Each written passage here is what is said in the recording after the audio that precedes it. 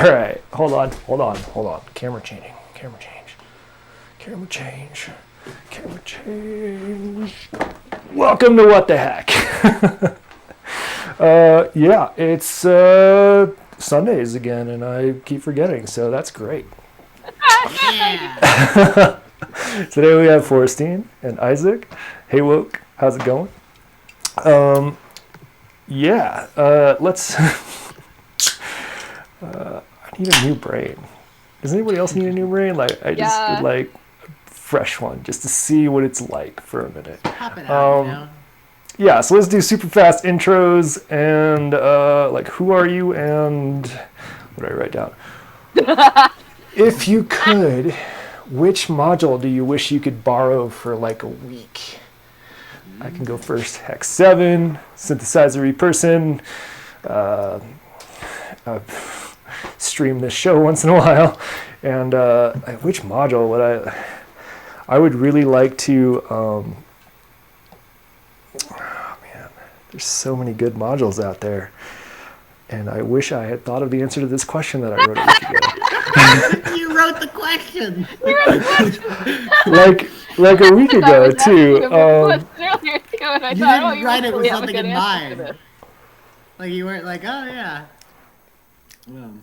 All right, let's go with since I've got a couple of Zoom modules now. I think the narwhals, like at the top of my I wish I could borrow list. I haven't heard enough demos to like convince me that it's like a permanent rack feature, but it feels like a cool hat and it excellent design. So cool hat. I can go next, I guess. Okay, sure. good. Hi, I'm Isaac. Also a synthesizer person, currently eating Honey Nut Cheerios out of a mug. And if I could borrow a module for a week, I've really been looking at the Mutable Instruments Elements. I really want to build one. That's a good one, yeah. But I'm not sure if I would really like it. Like, it seems like the kind of thing that would be right up my alley, considering the music, and, like, the type of, like, ambient I make. But also, like, I don't know if I would want to commit to the whole thing because it's fucking massive and I don't like the little ones. Also, I can't really build one right now because the audio codec logic thing you need is completely out of stock everywhere, and also all the op amps, so it's kind of a moot point. Op amp. Yeah. That's a good one though. There's a lot of mutables I'd love to borrow. Like they're really cool modules. Actually, there's several I'd like to own too.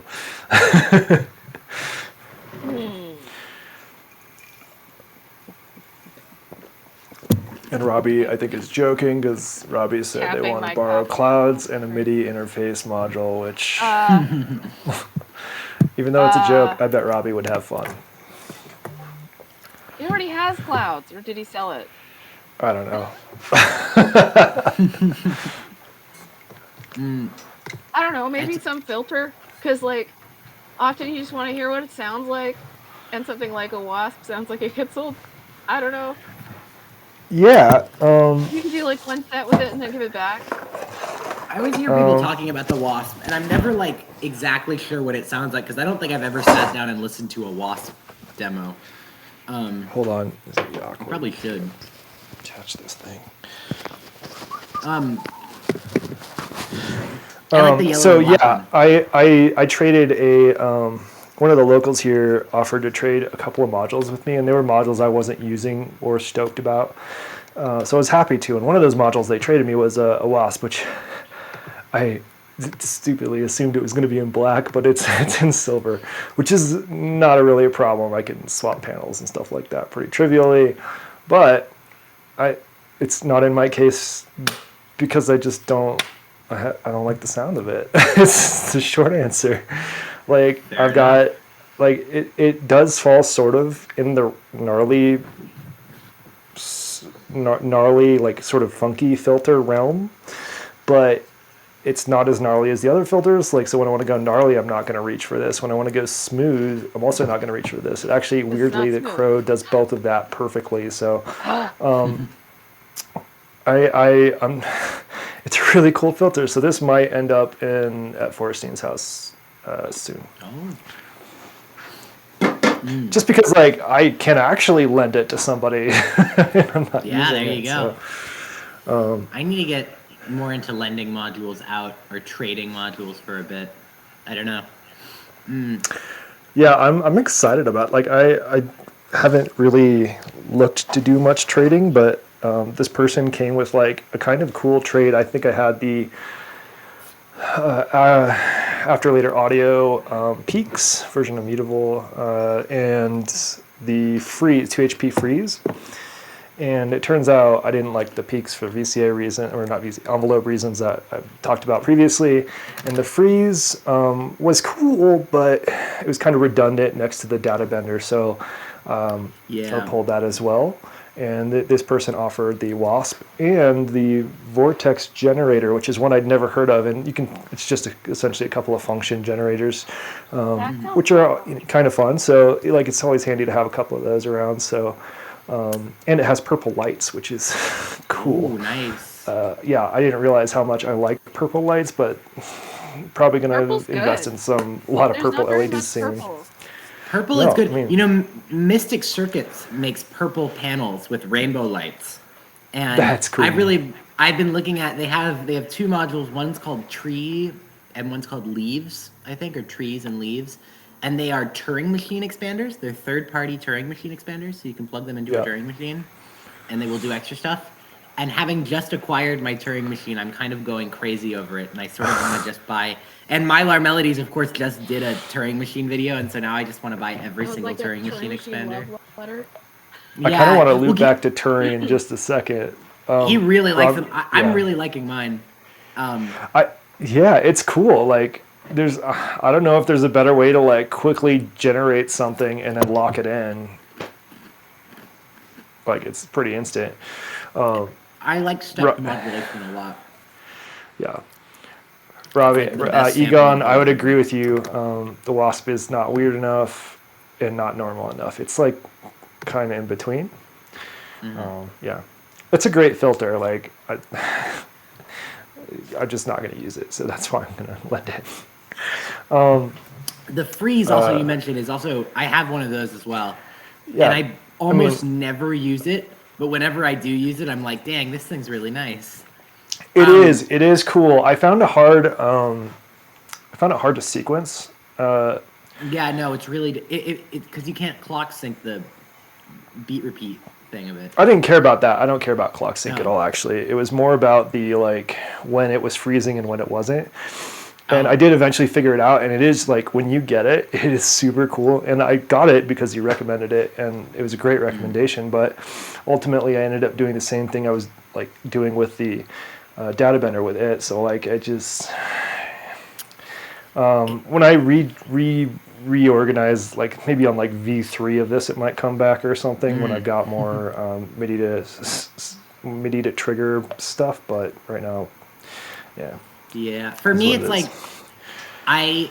it's just one of those things where the main thing, I actually don't use the freezy part of it. Mostly I use the bitrate reduction, and you can do that with any sample and hold.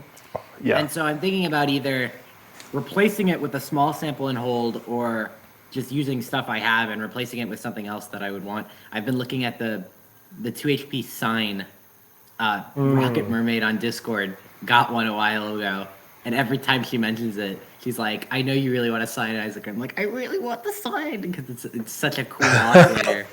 It only makes sine waves. It has a built-in wave folder, and then it has like a sub blend that blends between something down a fifth and then down an octave, which is like really nice in 2 HP for like a digital sine oscillator. And it's like, I want it so bad. Is the sub also a sine wave? It's also a sine wave, yes. It's all sine waves. It's a dumb question, but usually subs are like squared, but that's why I was asking. No. Well, because I believe it's all digital, so it's like really clean sine waves too. Nice. That makes sense. And it's, yeah. I just want one.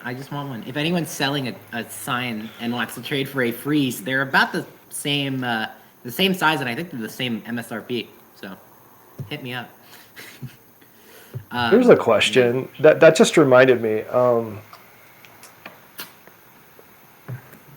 I guess the sine wave is a module that the sine is probably a module that not a ton of people go for. I don't know why. I mean, I think sine waves are great.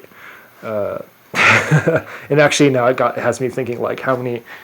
Remember that Moffin Zeef molt video? The buffer, like yes. Yeah, I know in theory like you can make any other wave with a bunch of sine waves combined.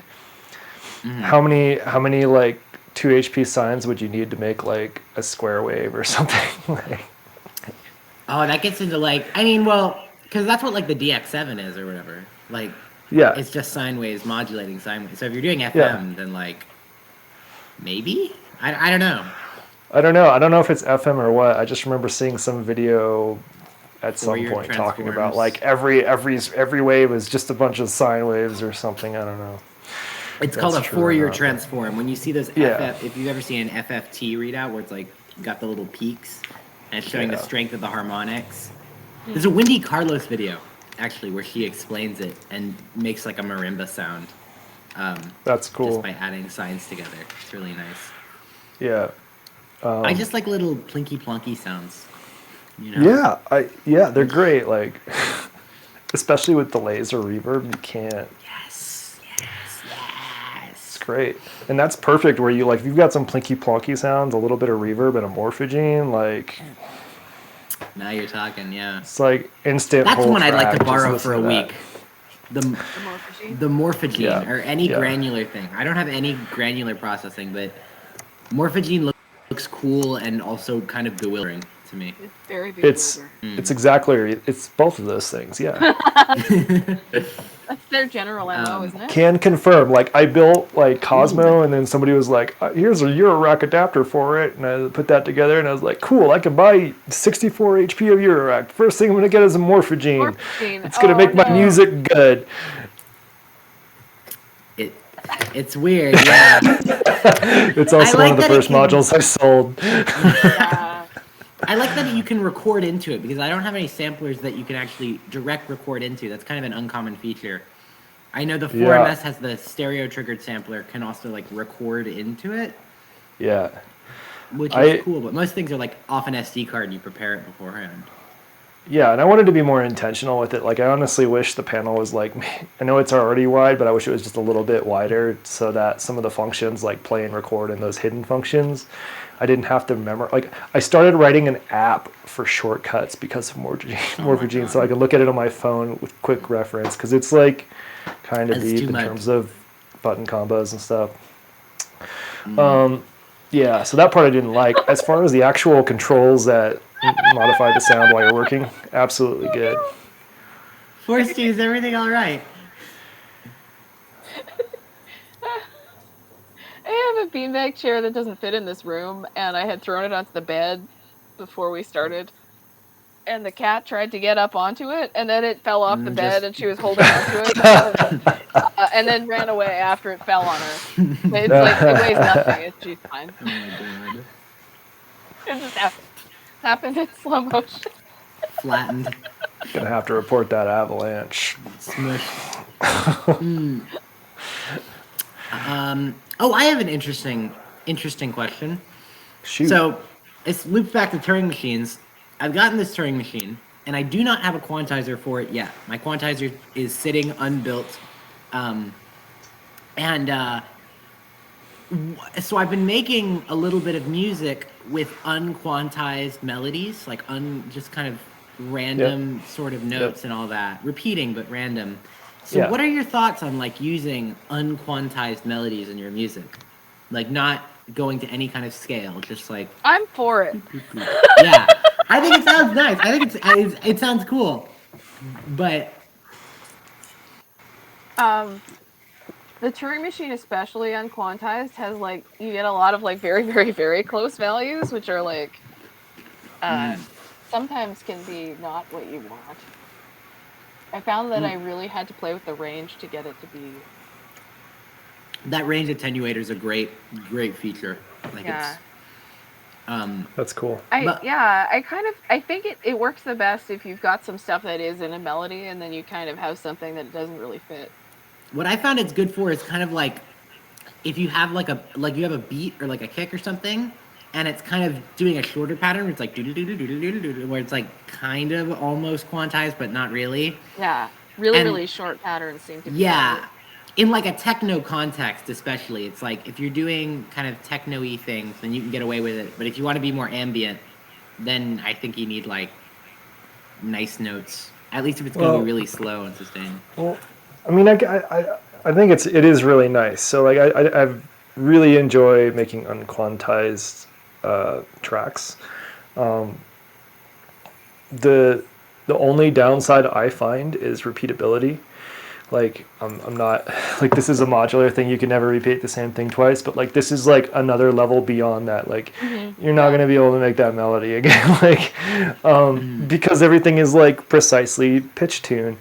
And I have done a bunch of it, like some of my synths and things, just sort of like some of the voices just are not 1 volt per octave, so that's when you get to have fun. Like, I mean, it's easier to do like a techno track. Like the fart box is sick for acid techno because it's not 1 volt per octave.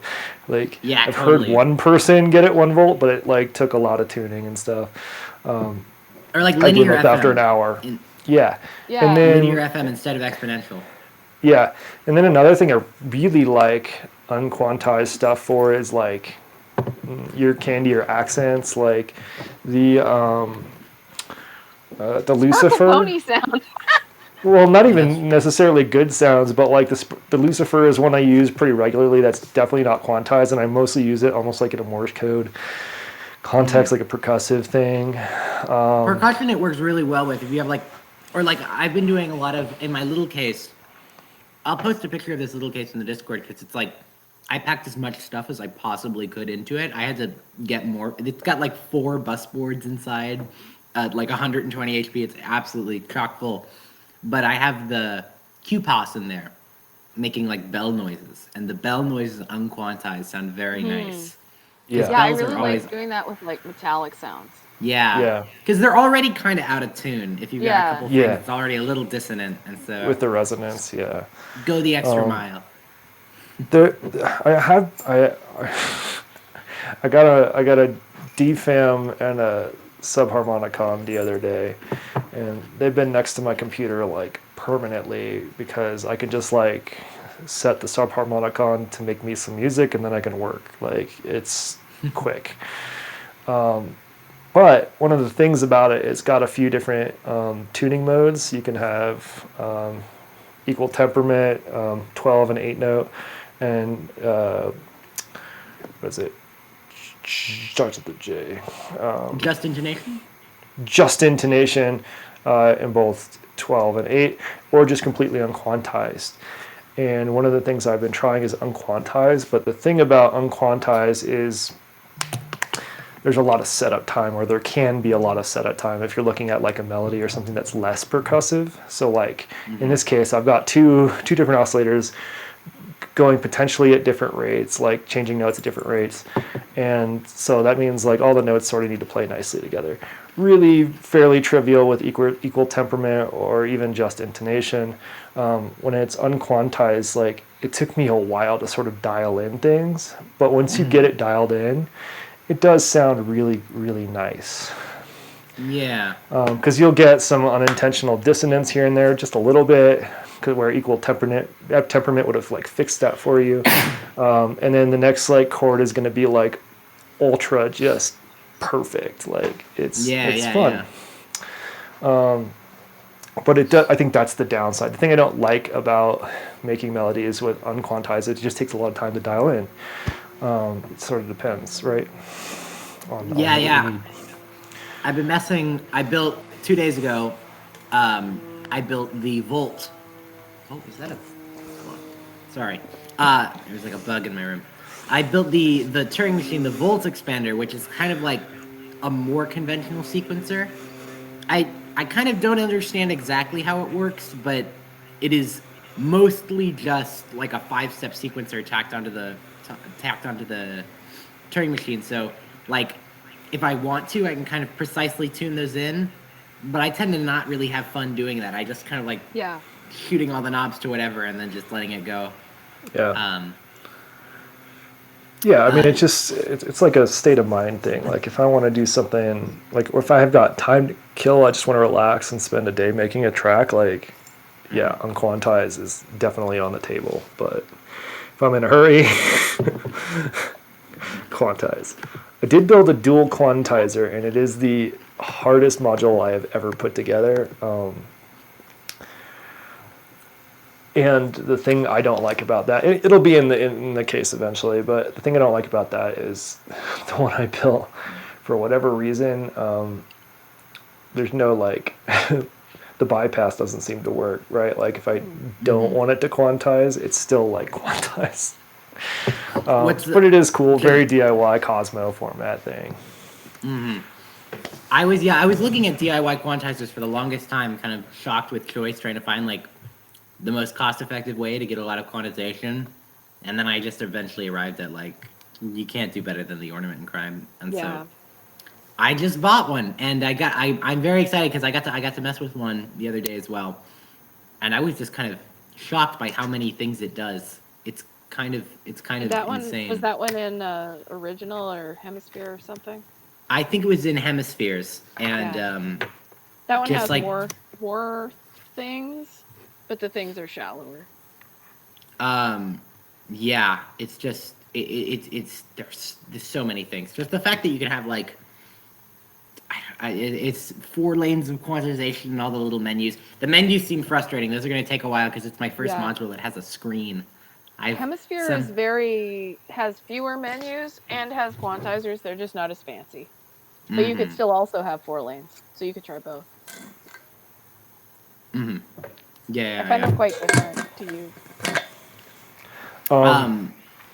As far as quantizers go, I do have my eye, like I've started looking into quantizers a bit. Probably not in the near future, but ornament and crime is good. Ideally, what I'm looking for is like something that has like a single octave of buttons that I can turn on and off notes to sort of make my own scales. Penrose, yeah. And I want it to also limit to octaves, right? Is that the same one? Like I would like to say it like I want this to be a 2-octave range versus like everything. Oh, maybe. I'm not sure. I think you would have to attenuate it first. I don't want to do that. I just want to like. But Penrose has the buttons, so we're halfway there.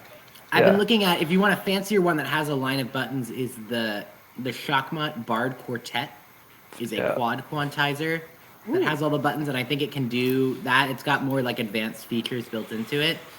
Yeah. It's very fancy. It's not a cheap, even as a kid, it's not cheap. But it does a lot of stuff. It also has a knob labeled harmony that like changes the interrelations between the 4 patterns going. Whatever. That's cool. It seems really cool. Really cool. I've definitely been eyeing it because it's also just kind of a pretty module with all the lights and stuff. But I don't have $400 to spend on a quantizer right now. Yeah, it's not like something I would want to use probably all the time. So I mean, and I would also need accompanying modules that are good with it. So like probably a Turing machine would appeal to me because it is random but repeats the random. So versus just a full chaos. The original Ornamented Crime has Quantermain, which is like can be its own Turing machine and quantizer. 4 of them. Yeah. I'm just not into the Ornamented Crime. I mean, I think it's really cool. Fair. I wouldn't use it that often. It's just I wish it had a really big screen. I wish I could get a version with just like a massive screen, you know. I just did the opposite. I just built a really big module with a really small screen. Oh my god, is that that's the taco or what is it, the Emmy? The Emmy, yeah. It's the Emmy. Look, I even cut like a little rectangle hole for the SD card reader and USB port, little files. That's what I did all yesterday. And it's not working perfectly yet, but it does work. I have gotten words out of it. Nice. There's a short somewhere. Can you change the words that it speaks out? I can. So the thing that appealed to me the most is the USB port. You can connect a keyboard to, and you can make just it type stuff out. Right, and there's different modes. So like on one mode, if I hit any letter, it'll just say that letter the second I hit it. So it's almost like a trigger. Another mode, I can type in a word and hit enter, and it'll read that word. Other modes, I can type in a word and it'll like stutter through the letters rather than saying the word. Like there's all sorts of cool stuff, but it's all, I don't have to like pre-program anything. It can be very on the fly. That's super cool. So really looking forward to getting that working well. Vocal modules are Quite really there yet. interesting. I don't have any format kind of vowel things, but I've been looking at this. I had the weird idea. This came up the other day. I was talking to Christian on Discord about it, and I had mentioned a Vocaloid module. I think would be really interesting. Because you all the speech stuff you see in your rack is all like kind of like speak and spell soundy. Yeah. But like different vocal kind of algorithms might be fun. That would be cool. Right, so that's part of what appealed on this thing when I did more research. So on the back of the plate, there are two strips here where you can put essentially an expander with different voices. So initially when this came out, there was like one that speaks Japanese. But since then, it looks like on the site there's a handful. So one that sounds extra robot-y, one that sounds with a French accent. Like there's a range of little things they've made. Oh, that's interesting. So, I gotta look at that. I think they're mostly sold out, but I'm gonna try to reach out and be like, "You have any B stock?" Yeah, I know the Polaxis guy is on the Winterbloom Discord. Oh, He's on interesting. Discord. I'll have to Yeah. share this because maybe they'll help me with my ground Yeah. issue. I won't yeah. ask them to help me because I can probably re-debug it, but they might have seen it before. It might be obvious, but it'd be cool to They're know. on Discord. Yeah. Yeah, I think it's really cool. So, yeah. Vocal stuff's interesting. It's always I like kind of always wordless vocals is fun too. I like the really early vocal stuff, like the early speech synthesis. It's so creepy. Yeah, the HAL 9000. Yes. Yeah, that kind of vibe. And this has some of those vibes. Like there's some really weird stuff happening with it. Like when I first got it working, I didn't have the settings. Like it's sort of like when you get a brand new mono synth and from like used or something, right? Like, and it's like manual. Like when you push a key, nothing might happen, or it might just like whistle at you or something, right? Like every key whistles the same. It was in that kind of mode where like everything sounded awful, and then I started twisting things, and I got it back into like the realm of human speech. So it's like, okay, cool, great. Yeah. Yeah. But also bummed. I worked on 3 modules yesterday, expecting all 3 to be working perfectly by the end of the day. And no Zero. such luck. Zero for 3. Oh. The first one was the tube amp, and it started getting hot again, so I'm going to take another close look at that. But with the new tube, it shouldn't have done that. Next thing was the MS-22 filter. The low pass knob itself isn't working. So I don't know what to do about that. Like I went through and soldered all the cold joints and stuff like that, and it's still no change. So I think I have to send that back to their person. They'll have to send it back to whoever to get fixed. Like I don't know. That one's like pretty intense for me to want to fix, considering it's not my module. I tried. And then this one, something about the gate is shorting, so I don't know. I have to figure that out. I was doing some troubleshooting with Marty on the Discord, who I met up with. And we were trying to figure out this VCO, this 555 Thomas Henry VCO. And it took us like 3 or 4 hours of work before we realized that the header on the printed on the silk screen was printed the wrong way, and we had to reverse it, and we had to like pull out the Eagle file and trace it around. Oh and my shit. gosh! Just because whoever made the PCBs, they even had pictures of them.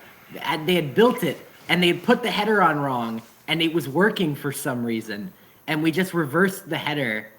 Contrary to what the And silk it was screen working said. for some reason. That's baffling. And then and the thing is, 'cause they didn't put reverse diodes on it, right?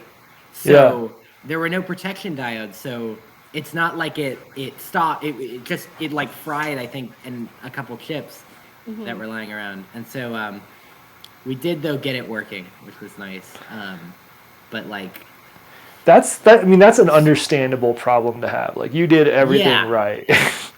but it's just like it's one of those mistakes that's like really like in theory it's like simple to find, but in practice it takes you forever because you're assuming that like whoever made the PCB did that correctly. Yeah, maybe I should read through that like tube amp forum thread just to see what other people have run into. Maybe somebody else has fixed my issue for me. Yeah. Anyway, that was yesterday's thing. Like, and it was funny. Like, of all the stuff I did, like soldering and all that, like filing a panel or making the panel took the longest. It was like 4 or 5 hours. Oh my god. That's why, like, I feel justified in not porting maths to Cosmo because that would have taken just ages. Oh yeah, you would have to desolder all of those pots. Yeah, and I'm pretty fast at that, but like drilling all the holes and measuring everything out, and more importantly, the wiring, right? Like every potentiometer has 3 wires. Like, it's like 50 holes or something in mass. Jeez, Anyway, Look Mom did come out with like this crazy, I wouldn't quite call it maths, but it's like for but all like 4 of them, and it's like this wide. It's huge. Oh my god. Jesus, like it's the size of the Mega Drone, and it's awesome. But like, I was like, I'm good. I have a few. Are they envelopes like ADSRs, or are they like function generators? They're the envelopes that I like, but they also have voltage control over every step in time. So 4 of those is pretty boss. Like, sorry, mouse, you don't have anything on these. They're the Electric Druid envelopes. Those, yeah. Yeah. Well, yeah, the appeal of maths for me over other envelope generators is the whole like fact that you can do more with function generators than just like making an envelope, you know, because you can use it for like portamento and all that stuff. And so that's the appeal of maths. But like otherwise, if I don't need that, then like you're probably better off with a more fully featured envelope. Yeah, I mean, different ways to do... again, I don't think that's really a comparison with mass. Like, you could make a Cosmo mass with that and like some slews and call it a day, but like some adders, or attenuverters, offset attenuverters, which all exist in Cosmo format. So like the day of making your own mass in Cosmo is here. I was trying to think about it. It's just going to be this wide. Yeah. Just as a thought experiment, I was thinking, like, what if you tried to make, like, a mini maths, like a micro maths, the way that they do all the mutable instruments modules? And I was just looking at it, and it's the kind of thing that makes, like, absolutely no sense to try and do, because maths is already really dense for what it does. Like, it really is 20 HP of functionality. I've been looking at the Create Audio, the function junction seems like a kind of almost maths alternative. Yeah, but it's so ugly. It is. It's so like ugly. Schoolhouse. It's like a Schoolhouse Rock thing they've got going. It cuts off its own lettering. It does cut off its own. It's very polarizing. I think we can agree that Forrestine does not like Create Audio's taste in panels. Forrestine, I meant to send this to you. I found this earlier on Reddit. Someone had made an alternate panel of the East Beast. I saw that this morning. Yes. I was saying, I think they should have picked the same colors as the East Beast and just made it look like that. Because now it's like the wrong colors. It's like looks like especially with the West patched out. Like, you got to have the blue and green, and then the it looks like a weird black. mutable ALM thing. Yeah. The West Pest. Yeah, let's talk about the West Pest. It seems cool. It's not as horribly ugly. I don't mind it. No complaints. It's not as. I like how it's weird how they're kind of going for like, I guess, like a comic book, like noir aesthetic for it. I think. I don't. I don't know. Oh yeah, it is like both of them have similar like old sort of naive illustration comic aesthetics. Like Yeah. the East Beast does have that like little beast that has a similar aesthetic, and the West Past also has the like sort of supervillain or whatever superhero that's Yeah, a detective or something. And I think they're really cool. Like the West Past, like listening to the sounds, like it's a bunch of things that like Pittsburgh and create like things they've had in other larger modules and stuff that they just condensed into one little module that is all of those things that I would like to try. Like that's one I would like to try for a week. They. I don't actually care about the sequencer or anything like that. I just want Oh to play yeah, with the yeah. actual you know features, No, you're not eating. Because the I was gonna modules of the say module. they seem like a really good like intro to modular, semi-modular. Like I was thinking about it, and especially for the price. Like I don't think you can get anything more fully featured for that price that sounds like that good. You know, because like I thought they both sounded really nice. they both sound really nice. They're basically, I mean, the East Beast at least is kind of like a really small Mother 32, like Yeah. a smaller Mother 32, and it's like half the price of a Mother 32, and it's got the little step sequencer, it's got buttons and keys. You don't need anything else beforehand to play with it. Yeah, So it seems like that's kind of really that's what they're going for. I'd be surprised if they didn't change out like the Nifty bundle and make like a Nifty bundle that comes with like a Nifty case and an East Beast or something, because it seems kind of like it'd be a good pair. I don't know. Um, well, I guess it comes Yeah. in its own box, doesn't it? The problem Yeah. is, like it comes in its own box, but they should make a new Nifty bundle with like their newer modules, because like Yeah, like the Big O and the the filter, yeah, that would be nice. function. The filter. The filter seems fun. Yeah. I want The to talk missing about a filter. couple of things. One, these modules don't. I mean, yeah, they're good for like new folks getting into it. Like, you have an instant voice in a very compact space. For folks that already have like full racks, like that's a lot of space to have to swap out. But like, if you're like, that's a whole Yeah, if voice. you don't have like, anything, that's like a whole thing. Yeah. yeah, like in two of those, now you have two voices, and what is it like? I don't know how wide they are, but like 50 HP or something, 60, something like Yeah. that total. Yeah. Like it's hard to top that. So I think there's a lot of utility to them. As for the art style, like the That's creator of the subjective. module gets to do whatever they want with their module, and I'm not That's going to true. criticize them for that. Like Someone will make it isn't Magpie. that hard to make. Yeah. Magpie will Right. make a cool panel for it, and you can just get the Magpie panel and swap out the knobs or whatever. I actually like Fine, I already have a math. This doesn't And- affect and- me in any way. I'm sure like someone Richard- will make, or Grayscale will make a panel for it or something. Which normally I Yeah. don't really like the Grayscale panels No. Yeah. because they're a little soulless. I feel. I would feel prefer like, someone make an attempt at making something look interesting, and so I totally respect that. But I spent a long time looking at the East Beast, and then my art school feelings were hurt. Well, like that's what I like about Magpie, because you've seen like their nonlinear circuits panels. They do like colors. So they've They're got ones nice. where it'll be like I love blue, those. green, like purple things going on, or I mean, lots of it's like oranges and make reds. something ugly, yes, fine, but also make it so you can like read the labels on it and you can tell what you're doing.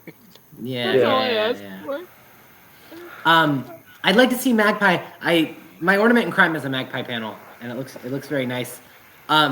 Though I saw they made a white. I really like white PCB panels, but they didn't have the white panel in stock, and I'm gonna see if I can maybe get one.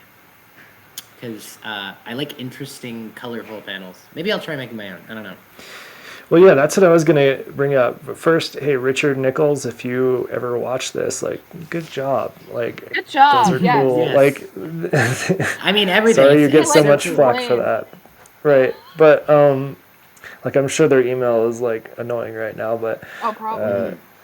but as far as panel designs go, like, I think there is a desire for, like, for me, like there's the folks that want the really boring stuff, but I would like to see like I did a mock-up the other day where I just grabbed, like I went through, I think I was really bored.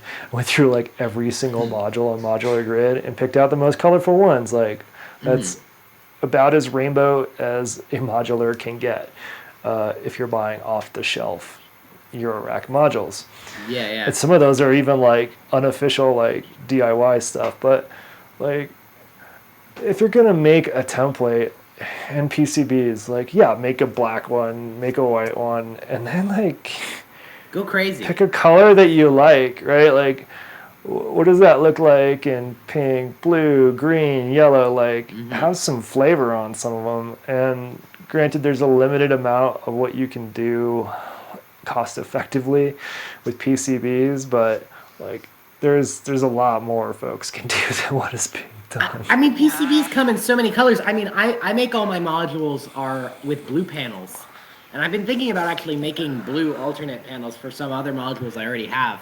Just because I really like how the blue panels look. And it's Yeah, like and like blue and nothing white. is blue.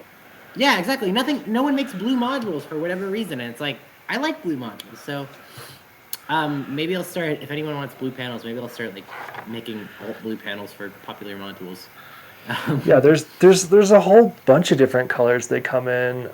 They're usually a little more muted on the color scale. The exception is maybe red, but some of like the pink is like a little bit more of a muted Pink pink. looks really good. It's good, but like it's not like a bright pink. Yeah. Yeah, like the pink, yellow. It wasn't. Yeah. It was not. It wasn't Mofenzief. It was the other one. They make those. Yeah. They make that. Oh, shit! No. I'm trying to think. It's like they make the slopes. The slopes module. They have like a weird little oscillator. It was this envelope generator called the slopes, and it had this beautiful yellow PCB panel with like red LEDs and like these black faders, and it was just like the most beautiful module I've ever seen in my life in like yellow, looking like nothing else, and I really want one. Fuck, I'm gonna find. I'll find it. Hold on. I'll find the company. Just keep going. But yes, I will say probably because of like acid inspiration, yellow was the color. Other than I think maybe yellow and blue were the most popular colors I could find on Modular Grid, and even then there was like a handful of each. Without the Dreadbox modules, Here it it would be is. really boring. Noise Reap. They make this slopes, That's which is cute. just beautiful. I mean, it's got a very Cool. like 70s design aesthetic to it. But something about Oh yeah, it, like, yeah. I saw that. Yeah, that's integrated cool. VCA, all the nice broken out controls. It's just like, I want one. They are not making. They're never gonna make them again, of course. So I need to find one I used, agree. but. Benjamin's got a good point. Holographic panels could be really cool. Like those holographic stickers that are fairly popular. They're like not really holograms, but they're like the silver, Oh, the lenticule sort of silver thing? with rainbow Kinda reflection. chrome, yeah, the Oh, yeah, chrome that- looking thing. Yeah. Like imagine like a whole wall of that could be kind of like overwhelming and cool. I don't know. It would look really cool with like the different LEDs reflecting off of it. I was thinking like a Feeling- disco ball in the room, like laser, one of those laser things. Like it'd be I cool. can't look at my synthesizer, it hurts. I'm kind of like. I have to wear sunglasses. Another one is the Bismuth. This is like a That's manual so CV cute. controller, and it's just like Oh, that's really cool. total rainbow. Yeah. I think this is More a like module that. that actually, it's not automated. It's just like you use them as kind of like macro knobs that do like a bunch of crazy shit when you turn them. Like as a performance thing. But it's called bismuth, and it's named after like the metal bismuth, which if you've seen bismuth crystals, they grow in these crazy squares. Yeah. And Yep. they have like a really weird rainbow sheen to them. So I think I have one on my module up here, but anyway. Cosmo It's an modules ena- have cool art. you know how they do those panels? They're enamel pins. It's like the way they do enamel pins. They made a Clever. giant They enamel made a pin panel. for the panel. Yes. That is so cool. That's such a That's good. I the bet it's coolest expensive, but thing that's ever. cool. Oh, I'm sure. Yeah, no. Or at least I think that's what they did. Wow. That's exactly what it looks like. You know Wow, what you could do that's- if you had just like aluminum panels that you were doing yourself? You could marbleize them. No, Oh yeah, you could do that. yeah. That's very Or like, Schmooster. I think Schmooster Yeah. would love that.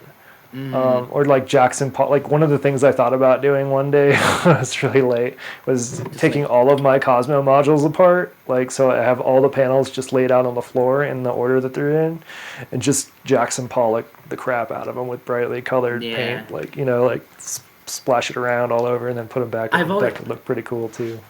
I've always wanted a line of modules that lines up kind of like the backs of bookcase spine, like book spines, where it makes a big picture. So if you get the whole range, it's like a mountain range or like something, or like some beautiful fantasy landscape.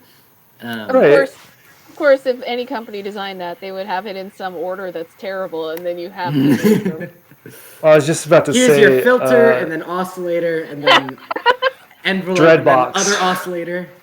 Yeah. Like Dreadbox, if you've got all of their modules, right, all of the colorful ones, and put them in rainbow order. In RGB, very important. Yeah. It's not going to be very playable. Oh, God. But it would look really nice, and that's one of those things where I'd be like, whatever, I'm sacrificing playability because this looks awesome. Like, that's fine. I wanted to back up to macro modules. Macro modules are cool. I ordered one a while ago on the recommendation of Benjamin.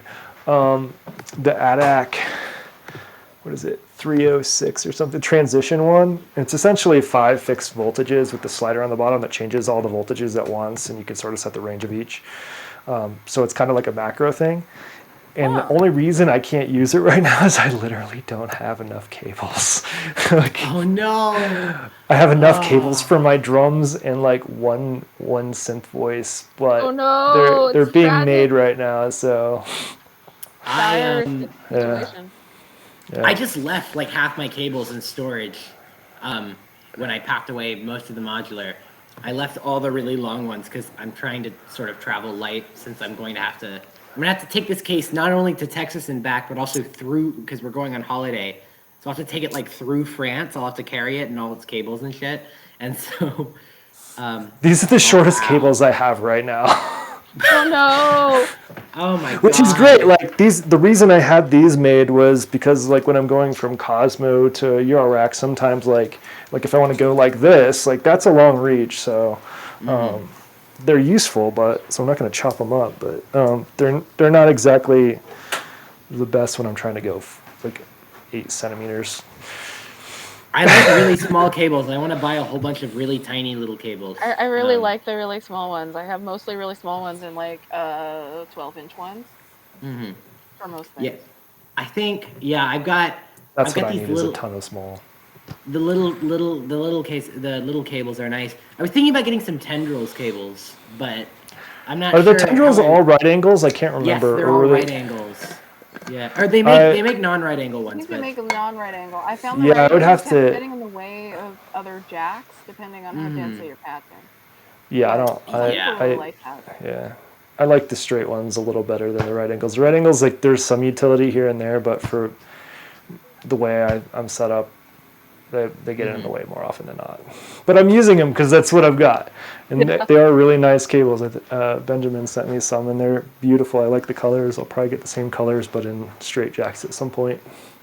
I want some braided cables at some point. I'm gonna hit up Bartok as soon as I hit up Bartok as soon as I can. Yep. Rainbow. It's very good. Order more. Yes, he's got rainbow. The problem with ordering from Bartok is his cables are absolutely beautiful, but they look completely different from any other cable I have. So I would feel weird, like they would be like the. I enjoy having a mix. I disagree. Have, like, different textures, which is nice. They look just like all the other cables I have. There are many. They're so perfect. Oh, that's amazing. Yes. Oh my god. Maybe I'll ask him for. Are those the ones that aren't like braided on the outside? They're just like rubber, kind of. The 1/4-inch ones I have.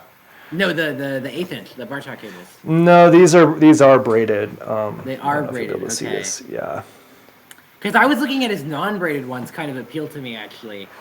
Yeah, I wasn't a huge fan. I was questioning the braided aesthetic because I really actually like how chonky and rubbery things look. The colors are a little more vibrant on the rubber stuff, but I'm very happy with the braided cables. They're really nice. So Yeah. What does he call them again? They're like NSFW cables or something. Yeah. not safe for work. Yeah.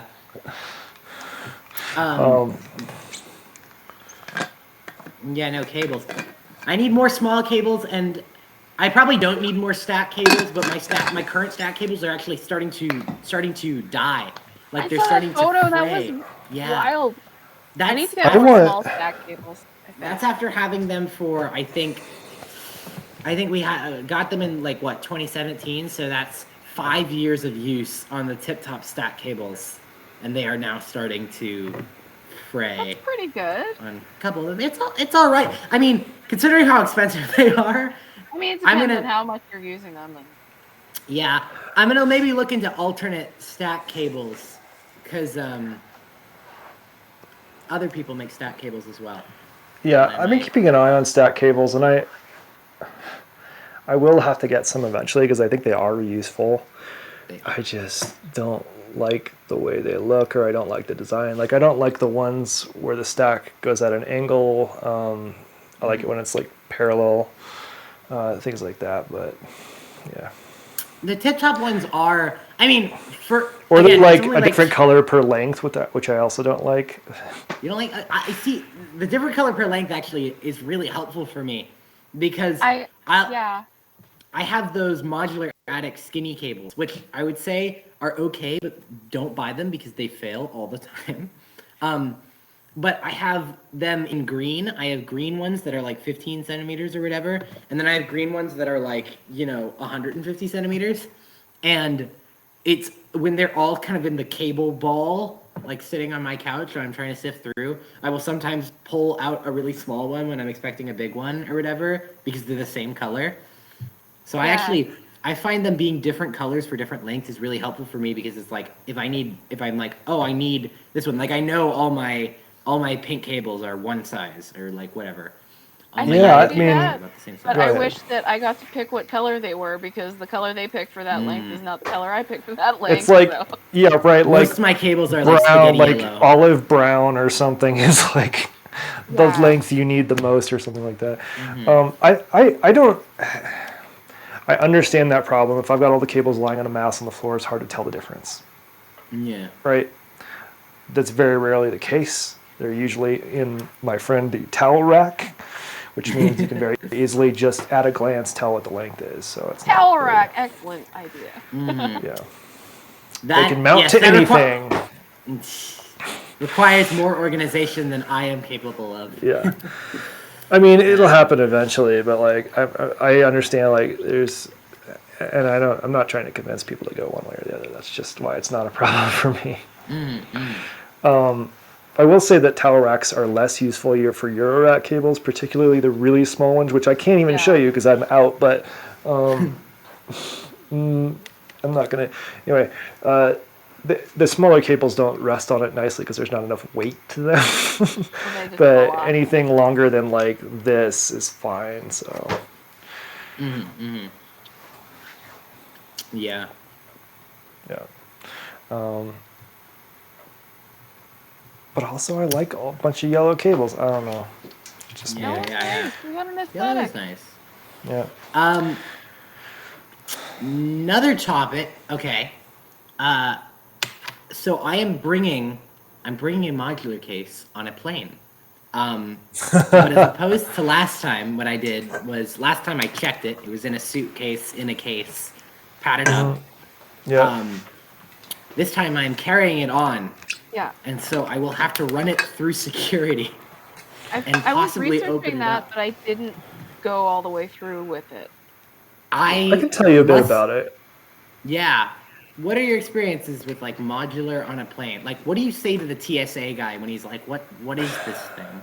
Like, I've been paying close attention to this, and typically they don't bat an eye. Like anyone that travels with it, like I think it's pretty rare that they even ask about it. If they do ask about it, you can just say what it is. You're like, it's a musical instrument, and then they're gonna go okay and like leave you alone. Like I have heard Yeah. it might not be a good idea to fly with it patched. I'm not flying with a patch. That's one thing. Right. It looked a little bit too suspect if I did Yeah. that. So The rule is if it looks like a movie bomb, probably don't bring it. Like, Yeah. It's got like the big red. I've got my big like red LCD that's like ticking. yeah, like some kid No, got it's for like BPM. It's for harassed for BPM. having a DIY clock, and like there's all sorts of those stories. So anything that looks like a movie bomb, check. Yeah. Yeah, I think unpatched is also good because there's probably fewer questions if there's like random wires sticking out of things. Yeah. That's also true. Yeah. And it does look like I'm a glad pretty the boring NVIDIA is- synthesizer. Like when you unpatch them, they look pretty like boring. It's Like the back unpatched half. and not Yeah. on. It doesn't look like a threat too much. I don't. Yeah. That's true. That's true. That's true. All right. Also, I don't know noted. many folks who've traveled with Cosmo modules. Like most modular stuff has a pretty like tame aesthetic. So like they're using some sans serif typeface or whatever. Not a lot of people are using like the murder and Yeah. Like TV shows Silver like Sharpie. Chicken Scratch, right? Like Make noise like though. ransom note letters. Yeah, make in the noise. newspaper. But Make Noise does it where it's somehow like kind of pretty. I don't. Anyway. It's very consistent. It doesn't look like Yeah. Madman built this. Yeah. So I think traveling with it's fine. And honestly, I wouldn't check it if I had a choice. I probably. I will never be traveling with any of my modulars. So on a plane. Yeah. I also read that, at least in Canada, you can be like, "Hi, I have a really unwieldy musical instrument I would like to carry on," and they will let you board earlier than the other people. Oh, that's cool. That's cool. The thing is, mine Yeah. is literally the size on the outside. It looks like a normal suitcase because Yeah. it basically is. And so I don't know if I could get away with that. I would, this is a situation where if you can spring the extra 60 to $100 or whatever it is for like a slightly upgraded seat where you get to board earlier, that might be worth it. But you are going on a longer flight, so it probably doesn't matter. There's probably plenty of overhead. Yeah. I'm sure it'll be fine. Honestly, I've never been that fussed about like boarding super early, just because it's like you just spend more time on the plane when it's not flying. It's true. Which- No. Here's least- here's the reason. Because I've done a bunch of traveling. Is a lot of people just carry on now because of prices. Yeah. So So every the time you carry on get on a will fill plane- up. Yeah. Every That's time true I've as gotten well. on a plane the last few years, they're like begging people to check things, and they're like, Yeah. please, you can just give us your thing and We'll check it for free. Yeah. Yeah. And, like, that if- happens. I would you're like to get last- on earlier because I'm not checking this. Right. Like if you're the last in line and they're full and you got your instrument, odds are they're trying to get things moving. You're shit out of luck. It's going to be checked. Yeah. I'll double check So- my boarding groups. I think I'll be okay. Hopefully, we'll see. Just be like Um, kind of aggressive about getting in line and you should be fine. I'm the kind of psycho that like shows up at the airport like 3 hours earlier than I need to be, and like Yeah. I mean, All that I stuff. mean, yeah. I don't know. No. Yeah. I don't know if I would want any of these things checked. Like I only my bag I has only been had- mishandled enough times. Yeah. I got lucky with my big case, though. I think it did permanently fuck up the power on it. I think that maybe was the origin of its whole power nonsense, was it going through the flight stuff. Because it wasn't really acting up before that. If it can And- get thrown around, it will get thrown around. Yeah. I'm trying to sort of move towards like everything, all my cases being like flight ready, Yeah. just because I do want to take them everywhere. Although the Take them IntelliGel places. 7U is like 2 centimeters longer than the WestJet limit, which is very annoying. Oh That's no. awful. I am hoping that they will let me on next time anyway. I mean, if it's just like barely over it, they're probably Yeah, fine. and a lot I of mean, people you see have how huge carry-ons. people get really big with Huge. them. They're like jamming the. Huge. Anyway. Yeah. Yeah. Enough talk Anyway. about airplanes. What else? Is there anything else we want to talk about? Let's see. One of the bullet points is just. That comes after the. It says after the working on a live set bullet point. Working Well, on a live set. I just I have did a like live an set. hour set the other day. That was pretty fun. That was great. That was a good one. Yes. We could talk about how people build a live set, because I'm trying to do one. Ooh. I want to know from you first, because from both of you, How to build a live set. Yeah, tell us about your live set, Isaac. Okay, well, the one I did, the in-person like meet space live set was super ambient, and basically my goal was I tried to cram as many possible voices as I could into my little box, and then made it so I could slowly phase between them. So basically, it's like never playing all your cards at once, you know? Yeah. You've got one or two things that you slowly step through, but maybe you'll kill one thing and then add in a new thing. And then you have enough variety where you can kind of keep it interesting the whole time. That's the whole thing, is like interesting, I would say. Keeping everything like active and like with a lot going on, but also not repeating that too many times. That was also though for like super like fall asleep at your desk ambient stuff, as opposed to maybe something more hyperactive. Like I have a techno set in September that I need to figure out I need to plan that, and like I'll have like 1 week to practice and plan that. So that'll be different, because like dance music, you kind of have to focus a little more when you're like making it. Yeah, I would say like it's harder to keep interest with dance music. It's very little to do with dance music as much as the tempo. The faster your tempo, the faster things repeat. Right. Yeah. Right. You're gonna exhaust everything you have quicker. Yeah. So I would say like keeping as many interesting things happening at once as possible, and also having a way that you can perform stuff, like you can interact with your sequence. Maybe like what I was doing, I did a lot of was I had Renee going, but Renee's really nice because you can interrupt Renee and play it out by hand. And so at some point I literally just unpatched the clock from Renee and like played it like a little keyboard. And so something like that where you can switch into a more performance-y mode is nice as well. Or if you have a actual keyboard, like if you're using the grandmother or whatever, you just like swap over that, not sequencing stuff, is nice because you can be a little more expressive if it's not just beep, boop, boop, boop, boop, you know? True. I think the two like important things that I think about on live sets is one, the intro and then the outro. And everything in the middle is fun, but like people only remember the intro and the outro.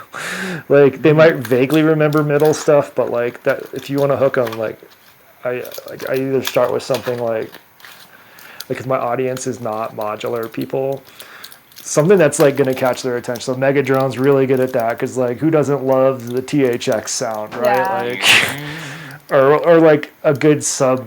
Like if you're going to do a techno thing, hitting with a sub, or like building up some anticipation with like an over filtered drums or something. Like you can spend a lot of time on an intro. That sounds really cool. But getting to your point about sort of interrupting things or like being a little destructive, I think that's really good to do towards like the second half of the performance. Like I usually have things fairly planned, and as I go, things get a little more chaotic. Like I'm starting to crank the filter on the bass and like doing some like audio rate like filter stuff and like things like that just like make it hard for me to undo. But it doesn't matter because at the end of the performance, that's it. It's over, like right? You're done. Like, Yeah, so yeah. Right. So it's like easy to get destructive as you go. And then I, like you said, like even whether it's techno or not, I'm doing a lot of the things you talked about in terms of like pulling in groups of things and like muting things and like that kind of stuff just to keep it fresh. Yeah, but it's definitely about like the kind of chaos crescendo where like stuff gets weirder and crazier as you go on. Yeah. New band name. What? Chaos Crescendo? Yeah. Heck yeah. Yeah, that's a good band name. I'm working on like the hardest thing for me is figuring out how to arrange the bits that I made. Like that's getting a bit easier now that I have a mixer with sliders, but like it's still like that's the longest. I make the patch. The patch I usually can make in a couple hours, and then I spend like days agonizing over how I'm going to arrange the patch. Because I would rather just rip it out and make another patch. Yeah, so I think I do that advice was given to me in art school, which I'm sorry that I'm repeating it, but it's kind of good advice. One of my art teachers, she is amazing, and she talked about like you might have drawn like the most perfect drape pile on the ground, like next to a window in your drawing. It's like super hyper realistic, and you've clearly spent the most time on these drapes. But if the rest of the picture doesn't like fit right, Yeah. it's not going to be a good overall composition. So, and another way people say this is like kill your babies or whatever, but I think that's a little bit harsh. Please don't kill babies. But like that's what I do sometimes. Like I'll get really stuck and I can't figure out how to transition between two things, and I'm like, what if I just like tried a different thing than like B? Like now I make a C and see what that feels like, and now it works better. So that's kind of how I get around that sometimes. But sometimes I just get stuck for like days. Yeah, and my the other advice thing for I that. have is like, oh, go ahead. Oh, my advice for that is terrible. I was gonna say because I just kind of improvisationally do that. Where it's like I feel it out a lot, which is probably not a great way to do it if you want to have like a predictable set. I think there's a lot of room for improvisation. It sort of depends on your level of skill with improvisation, which mine is not great outside of like percussion stuff, and B, it depends on the audience. So like if it's a modular show, I can do whatever the fuck I want. Like, have you ever seen a Richard Devine performance? Like, it's not that often where you're like bobbing your head. It's like really cool to listen to, but like you can do whatever you want. You can improvise. You can have fun with sound. Like you can just have fun with sound. Yeah. But like if I'm playing for like people who expect like normal dance music or something, that's where it's really, I think, quite challenging. This is a weird show at an art gallery, so that will be fun. You can do whatever you want. Get avant-garde Yeah. with it, yeah. Yeah, Well, like if you get bored, throw some like delay in there or something, like. Playing with delay time is fun. It's really Yeah. fun for like a performance element. Yeah. Is like that's something I like to do is like a kind of delay breakdown near the end of things where if I have something going through a delay where you just change the time and like make things go all wacky. Like you make the time really, really long and then just stuff gets out of control, or you make it really short and plucky and stuff. Well, I don't know if you've experienced this with your PT 2339 delays, Forestine, but there's like a really sweet spot where there's just enough resonance on the voice going into it that it gets into this self-resonating, like almost infinite, like it almost blows up.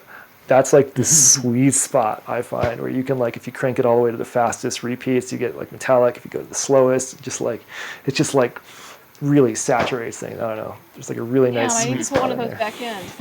But I always put it tapping. I mean, I think when that comes out in like your rack format, I would like help fund that for you because I think you'd enjoy it. Like, Oh yeah, so what I did was I listened to the other two people that are playing, and they're both like electroacoustic, very a lot of field recording, quiet stuff. So I think I'm going to be the loudest person there. Like, absolutely will be. you That's know good what's to kind of stand cool out, though? You know, like if you look at a bright light and then close your eyes, there's like an image of a bright light on the back of your eyelids, like inverted. Yeah. That's the best way I can describe the effect of where you like slowly build sound over time. Like you might start off really mellow and then like build up to like massive Forestine wall of, whatever, right? If you hard cut that at the end, like you have that like, Ooh, yeah. it has like an after image. Like it's such a strange thing. I don't I'm know. playing with like sending gates into a filter to cut things weird, so I could do more. Yeah. Yeah, That's something. I'll say it at the live show I did. It was a really weird. It was a weird selection because it started out like was Andrew Osler, who like Expert Sleepers guy, who is like his bass clarinet, and he's doing all sorts of weird delay nonsense things, but kind of like a Tangerine Dream, like Vangelis sounding thing. And then it goes to me, which is like sleepy rain noises. And then the guy afterwards was straight like hip hop, like it was like modular like hip hop. like And lo-fi, hip hop, like he had an really, SP404 and an OP1, and like he was doing it sounded great. It was like completely different energy for all of them, but I kind of love seeing that out of a show where it's just like Yeah. total variety, you know, like weirdness. So that's I'm just like thinking everybody is going yeah. to be sitting politely, so I would like to start slow. Mm. There's polite people like this, so but I think it will be very loud. Yeah, you can either start slow, which I think in this context is the right move, or you can like blow them away with the loud, like wake up, Yeah.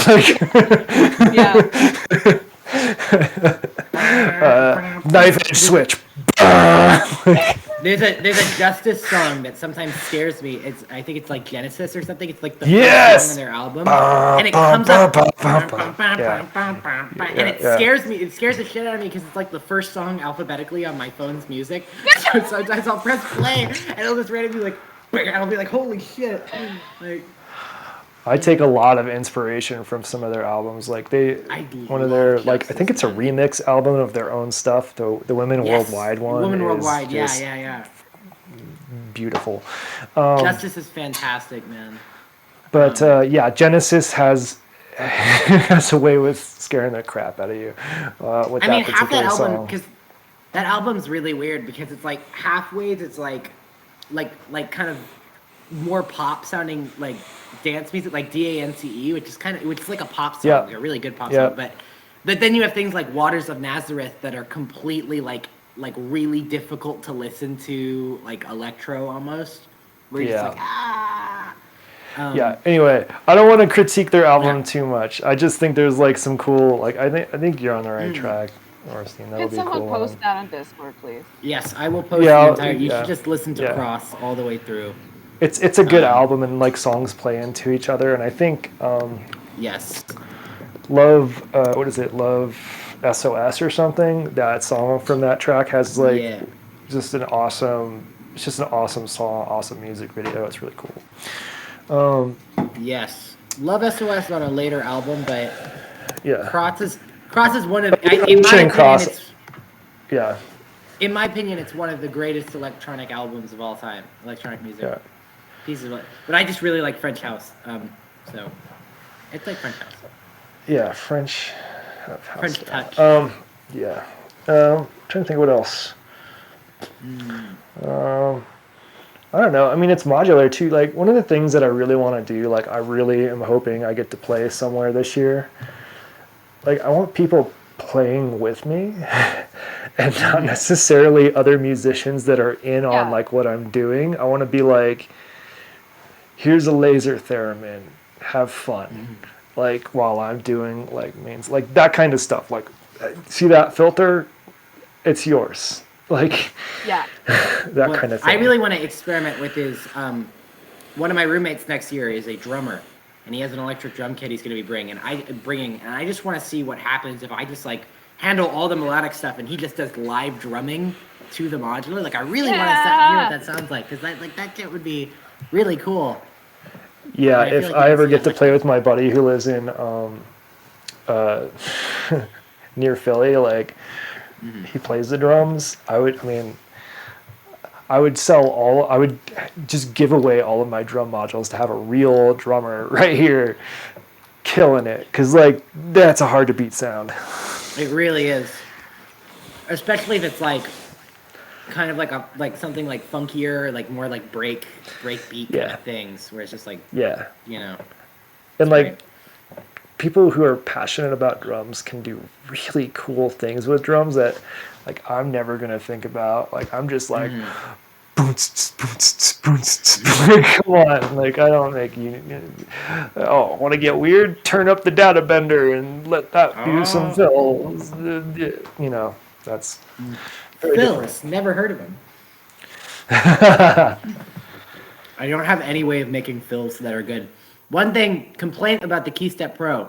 The KeyStep Pro has a looper on it, which will loop like every quarter of a bar or like whatever. It'll loop like half the bar, quarter, whatever. Yeah. But the thing is, the looper is always global, no matter what. So you can't just use it on the drums. And sometimes I want to just use it on the drums for drum fills. But I'll do like the drum fills, and it will also do a bass fill and a lead fill and a chord fill, which is not. It doesn't have always like most the helpful. like the Beat Step Pro has that in an alternate mode where you can do like if you're holding down a button and then use the touch strip, it will just do repeats on that. No. Not that I know of, but I should probably try that because I sometimes discover features that the KeyStep Pro can do that are like not clearly listed in its manual. Its manual's kind of bad. Yeah, you just kind of have so- to do some like firmware, like software diving in there through their Yeah, whatever. my friend Kieran has my manager or KeyStep whatever. right now, and so maybe he'll figure it out. On that note, I haven't touched a KeyStep in a while, which is kind of nice. Oh yeah, you're just on Haypacks like. Yeah, I decided to go all in and just try it out because the Pyramid, like, it's 1 octave, which is not, in my opinion, at all playable. If you ever see a sequencer with just 1 octave, not playable. 2 octaves, that's where it starts because then you can start doing things like I'm not gonna do it right now, but like you can do like octave, Yeah. you know, like all that stuff. But this has the ability to sort of customize that. I'm getting used to the grid too, so it's really kind of a fun way to get out of my wheelhouse a little bit in terms of learning some stuff. So, yep, went all in there. I kind of want to do like a Haypacks, like not like a review, but like here's what I'm doing with it, like some of the some of the processes that I'm doing, like how I organize sequences, like that kind of stuff, like working How I within its hate that. limitations. And then I want like Squarp to take a look and be like, cool, let's fix that. What the Haypacks we can call it. Yeah, but I think that'll be just like I'll record that or stream it or something. And then anyway, we've been going for quite some time. I want to go on a Yes. hike this afternoon because I spent all yesterday in a solder zone, in the solder zone. Next on TLC, the solder zone. Solder zone. Yeah, I want to go on a hike. So, does anybody have any really last minute things they want to talk about really fast? I'm gonna maybe buy a soldering iron next year, a really small one, and use it in my apartment, even if I'm not allowed to. Ha Yeah, I did Because that. they're really That's tiny. fine. Just And, keep, yeah. yeah. Those little OLED ones where it like plugs into like a power bank. And Oh, Yeah, I'm wondering- review of the big I'll- battery yeah. soldering iron. Do not buy. Doesn't do anything. Okay. Yeah, Good to know. I mean, there's a specific one I'll recommend you that works pretty good.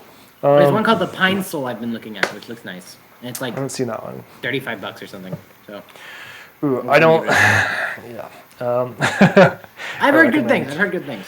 Yeah. Okay. Cool. And it uses nice tips. Anyways. Yeah. Should I play us out? Yeah. Are we good? Sure. Thanks for watching, everybody. Data, Benjamin, Enthusiastic Electrons. I think Robbie's already Yes. left because Robbie got bored. We weren't talking about filters enough. Yeah. Anyway, thanks for watching. Butane soldering iron. Dad mentioned, Let's just start right here. Yeah, dorm room butane. I don't see the problem with that. Hey, can we talk about how good the Ivory is at everything? Yeah. Like I'll buy Castor and it. Pollux and Ivory and nothing else. That sounds great.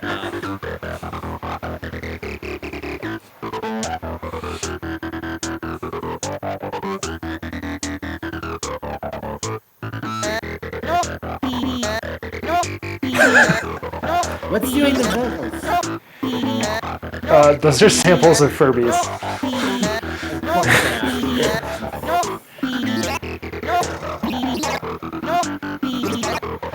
Door stopper.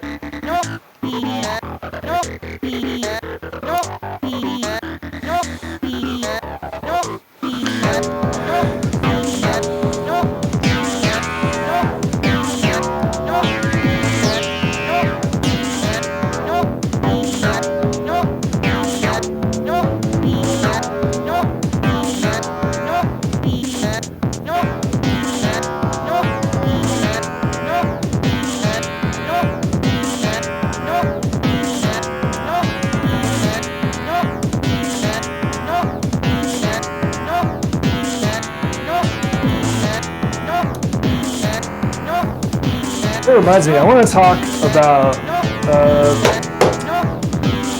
ring mods. I don't know what they do. I put Yeah, we can talk about two that. sources into a ring mod, and then I put two sources into a mixer, and then I compared them, and it sounded the same to me.